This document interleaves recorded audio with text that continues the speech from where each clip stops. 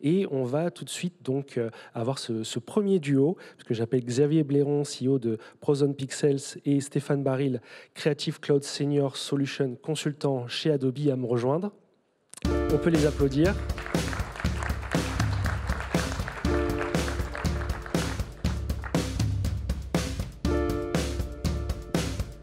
Bonjour messieurs, choisissez votre place. Hop, donc vous avez aussi une zappette si vous avez des slides, si vous voulez les diffuser. Non, c'est une petite vidéo. On a eu l'occasion sur cette première table ronde d'évoquer parmi les principaux cas d'usage la création de contenu. On sait que voilà, c'est un élément qui est aujourd'hui essentiel pour un certain nombre de services au sein des entreprises, marketing, e-commerce, les sales. Et on sait aussi que ça peut être très vite difficile à gérer, notamment quand on est une multinationale avec un large portefeuille de marques, avec beaucoup de références, tant il y a de canaux, de devices différents. Donc c'est vraiment ça le cœur de votre collaboration entre Prozone Pixels et Adobe.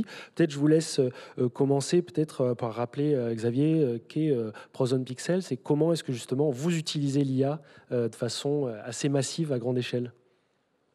Alors bonjour. Déjà, je suis très heureux, très content que tu prononces Prozone Pixel très bien. Merci. C'est pas simple. On dit pop aussi de manière plus rapide. Prozone Pixel, c'est pop, c'est la nouvelle offre de production du groupe BETC et Havas surtout. Voilà. Et l'enjeu qu'on a, c'est justement d'offrir en fait, grâce aux nouvelles technologies et tous les différents métiers que sont la data, la technologie, la production, des solutions pour accélérer et produire de manière intelligente tout le type de nouveaux contenus. Voilà. Et c'est pour ça, dans ce cadre-là, qu'on a développé un partenariat encore plus fort. On avait déjà une première relation, mais on a commencé à faire un développement très fort avec les équipes de Adobe pour justement passer à une catégorie, j'ai envie de dire, internationale et à grande échelle. Et Adobe, donc vous avez bien sûr aussi mis de l'IA à grande dose dans vos outils. Je vous laisse Stéphane nous expliquer pourquoi. Quel était l'intérêt de mettre ces outils ? Tout simplement, en fait, comme le disaient les panels d'avant, hein, l'IA, c'est une évidence et voilà, on peut pas passer à côté. Et l'idée, en fait, c'est de développer déjà ses propres modèles de manière éthique, de manière à pouvoir aussi infuser ces modèles partout où on en a besoin. Dans les 3 piliers dont tu parlais, hein, on parlera de la data, on parlera de la production, etc. Mais l'idée, c'est de pouvoir les surfacer et que pour une entreprise, qu'elle puisse avoir une plateforme de A à Z, une plateforme technologique sur laquelle elle s'appuie et qu'on co-développe ensemble pour pouvoir gérer aussi bien de la stratégie, de pouvoir faire la planification, la budgétisation, la répartition des tâches, mais aussi la création du contenu, les révisions, faire en sorte que ces contenus soient bien diffusés sur les bons canaux, qu'on ait de l'analytique, qu'on ait aussi des customer journées avec une content data platform et que tout ça puisse être aussi agile, fluide pour la collaboration et du coup que l'IA infuse et aide, par exemple, dans chacun des cas. Par exemple, sur la création, la partie idéation, recherche d'idées, proposer plus de propositions, etc., dans un temps identique, par exemple. Dans la production, tout ce qu'on avait dit avant, tout ce qui est déclinaison, et puis dans tout ce qui est médias, etc., c'est aussi de se dire de pouvoir, par exemple, détecter des anomalies que l'on n'a pas forcément vues avec toute la data, de pouvoir optimiser des parcours spécifiques. Donc là, l'idée de la data, c'est de la surfacer partout où il y en a besoin dans toute cette plateforme. Donc mettre de l'IA véritablement partout pour à la fois aider donc la gestion de workflow par exemple, répartir les tâches entre les équipes et véritablement d'avoir de bout en bout finalement de l'idéation, de la création du contenu jusqu'à sa diffusion, une assistance qui est offerte aux collaborateurs, c'est bien ça ? Tout à fait. Oui, c'est ça. C'est vraiment, encore une fois, hein, on parle beaucoup dans les métiers, beaucoup d'entreprises parlent de copilotes, d'assistants. L'idée pour moi, c'est réellement ça, c'est d'assister chaque personne, c'est exactement ce qu'on a entendu au panel d'avant, d'assister chaque collaborateur dans son travail. C'est pas de le remplacer. Si je prends l'exemple, par exemple, pour un créa, encore une fois, je le disais tout à l'heure, c'est-à-dire là où parfois on est pressé par le temps, là avoir un IA qui me permet de tester plus d'options, plus de possibilités, j'essaye qu'est-ce que ça donnerait avec ça, qu'est-ce que ça donnerait comme ceci. Donc de vraiment pouvoir tester à l'échelle les idées, là où on se serait limité sur le nombre de pistes ou le nombre d'essais, parce que soit c'était prenait trop de temps, eh bien on va pouvoir vraiment réduire. Mais par contre, ça reste toujours mes choix, ça reste toujours ma direction, et c'est toujours mes idées, et c'est ça qui est pour moi extrêmement clé en fait. Comment ça se traduit, Xavier, du coup, chez Pop, parce que c'est une structure qui est assez récente. Donc, voilà, au quotidien, quel retour d'expérience vous pouvez partager avec nous sur ce travail finalement qui part de l'IA et où l'IA est omniprésente ? Ça implique chez vous en termes de transformation aussi, en termes de gestion des équipes ou de talent? Non, ce qui est très important, c'est que en fait, l'IA, enfin, je vais rebondir un peu ce qui a été dit un petit peu avant, mais ça nous offre des possibilités et de rendre possible ce qui nous paraissait impossible avant. Et en fait, ce qui est très important dans la manière dont on travaille, c'est que l'IA nous permet de nous connecter beaucoup plus entre nous. C'est-à-dire qu'on travaille, quand je dis entre nous, c'est entre différents experts. La manière dont on va, et je rebondis sur ce que disait Sephora, la manière dont on va faire la segmentation, la manière dont on va la percevoir d'un point de vue média, va nous aider dans la manière dont on va créer et va nous aider aussi dans la manière dont on va produire. Et inversement, la manière dont on va gérer la production, on va mettre en ligne les différents contenus, va nous permettre d'apprendre sur la création, va nous permettre d'apprendre comment on gère la média. Et c'est en fait cette connectivité ou cette connexion entre les différents éléments, les différentes parties qui nous permet d'être encore plus performants.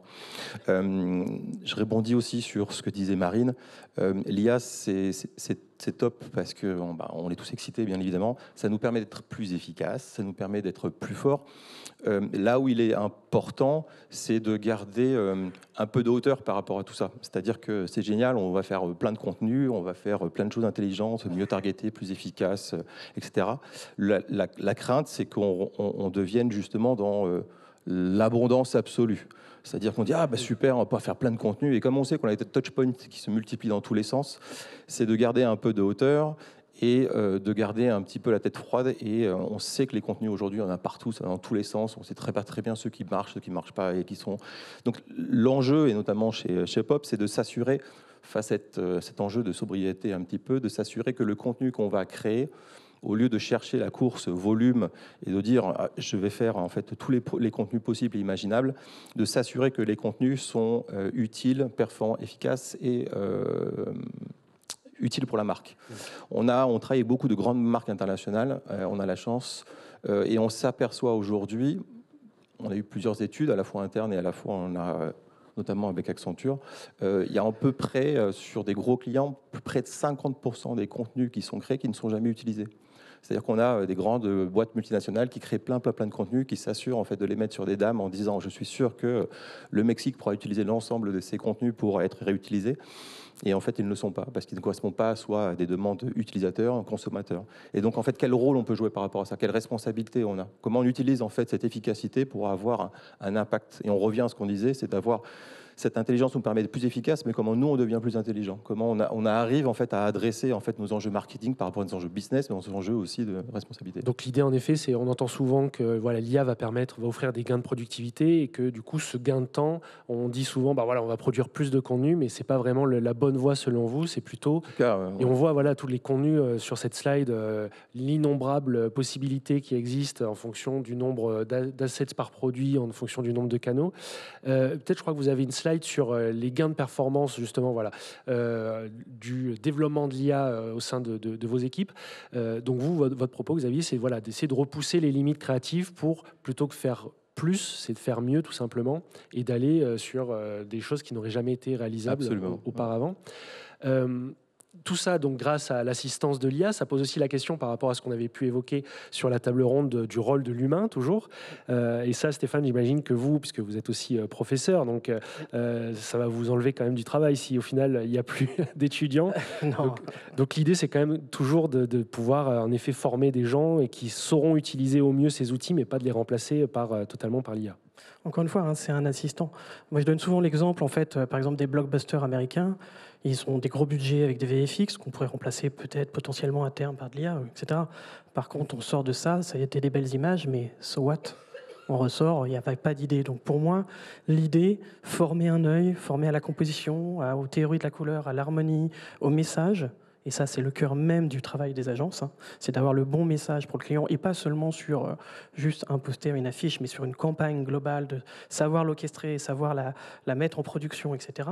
Ça, c'est vraiment le cœur du métier d'une agence. Souvent, les exemples qu'on voit, c'est quelqu'un qui a juste prompté une image qui est jolie, mais elle est hors de contexte, elle est hors sol, on va dire. Donc pour moi, c'est ça. Et quand on apprend finalement au créatif, ça reste la même chose. Et on a vécu ce genre de révolution dans l'histoire. On a vécu avec le daguerreotype, la révolution l'évolution de la photo où la peinture était censée être morte. On a vécu la PAO, en fait, où au tout début, tout le monde a eu peur, et en fait, il n'y a jamais eu autant de graphistes, après, autant de contenu, il y a une explosion. Donc là, on s'attend, et c'est ce que vous en avez vu tout à l'heure sur les slides, et on est tout à fait d'accord, c'est qu'il faut que ça soit vraiment personnalisé et pas créer n'importe quoi. Par contre, nouveau médium, nouveau format, nouvelle plateforme, il y a une explosion en fait. On estime qu'il y a une étude qu'on a fait sur nos clients qui estime que dans 2 ans, on créera en moyenne 5 fois plus de contenu. C'est ce que nous disent nos clients. Donc ça, à isopérimètre en termes d'équipe, comment on fait en fait?